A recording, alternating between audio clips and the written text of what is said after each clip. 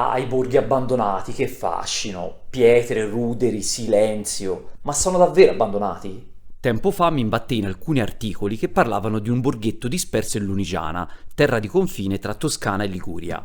Pare che a Braia, borgo medievale montano della provincia di Massa, qualche anno fa sia morta l'unica abitante che presidiava il posto, tale Teresa Pini, e che adesso il villaggio sia totalmente disabitato. Quale miglior scusa per muoversi alla volta della Lunigiana? E allora ecco che, passando dalla romanica Pontremoli, arriviamo al nostro paese, contornato dalla foresta del Brattello. L'Emilia è là, proprio oltre queste montagne. L'abitato si sviluppa attorno alla chiesa di San Michele Arcangelo. L'antico borgo della Lunigiana regala suggestivi scorci, caratterizzati da passaggi voltati e vie selciate. Nel paese regna il silenzio più assoluto, ma non sembra essere un borgo abbandonato o lasciato a se stesso. Le case in pietra, che hanno una copertura tipica lunigianese chiamata a piagne, ci appaiono in buone condizioni e ci chiediamo quanto realmente sia fantasma questo borgo.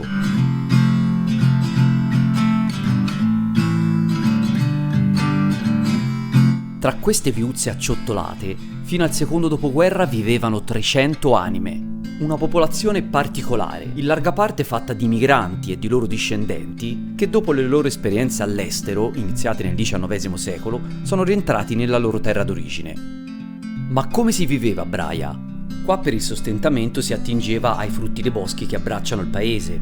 Castagne, mirtilli, funghi erano la specialità della casa e come combustibile la legna non mancava. Il pane invece era portato quotidianamente a Braia da un asino, direttamente dalla stazione, oggi dismessa, di Grondola Guinadi. Ma il boom economico qui però non ha fatto in tempo ad arrivare e l'industrializzazione unita all'isolamento del borgo hanno contribuito al graduale spopolamento. Quando ormai avevo abbandonato la speranza di incrociare anima viva per il paese, ecco che ci appare lui.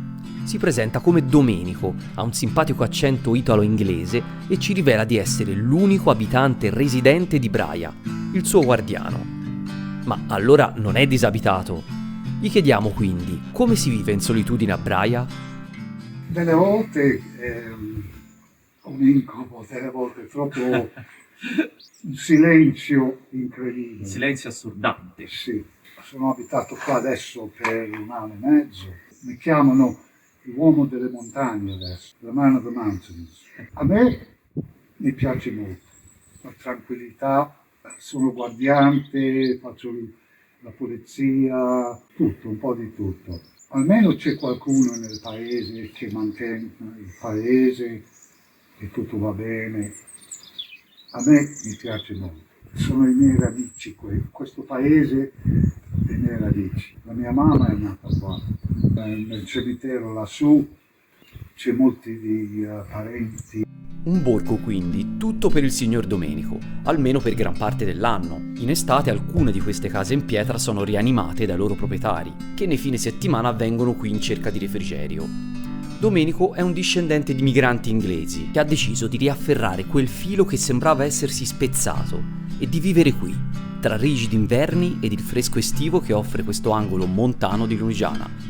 Si vive bene, ma se si sente un po', come si chiama? Non c'è nessuno, io sono un abitante, ma c'è i cinghiali, Ecco, per compagnia, e i caprioli, bellini. e tutte quelle altre bestie che non ho mai visto nella mia vita, neanche nel televisore, nei documentari. Che cazzo è? Cos'è quello lì? Sì, ma i cinghiali, incredibile, estate, specialmente agosto, vengono su anche nelle piazzette. Vanno in giro, dentro il paese, la prima volta, puoi immaginare. Immagino. Wow. E non sono uscito da casa per 3 giorni, penso, perché avevo una paura.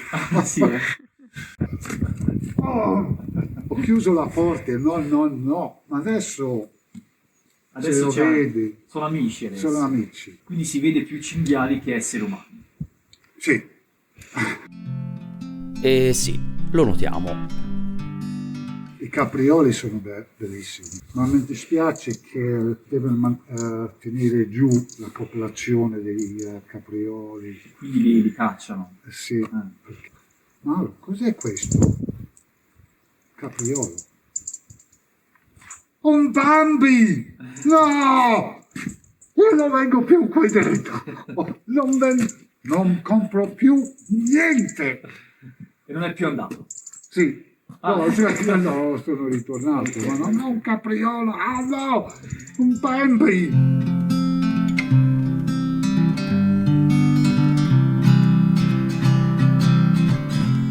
A partire dai primi anni dell'Ottocento, il paese iniziò gradualmente a svuotarsi. I suoi abitanti emigrarono alla volta della vicina Corsica, addirittura in Sud America, ma soprattutto in Inghilterra. Ed è proprio grazie alle ricchezze accumulate nel Regno Unito che gli emigrati, rientrando in paese, hanno potuto ristrutturare le case del borgo e quindi mantenerlo in vita. Questo controesodo creò nello scorso secolo una commistione singolare. Gli emigrati al rientro non conoscevano l'italiano e per comunicare con i braiesi venne coniato un nuovo linguaggio che fu presto ribattezzato Bratish, e forse in parte è quello che parla il nostro Domenico. La prima volta che ho visto qualcosa, come sono venuto qua in Braia, e non lo potevo credere. La data, ti faccio vedere, di questa casa.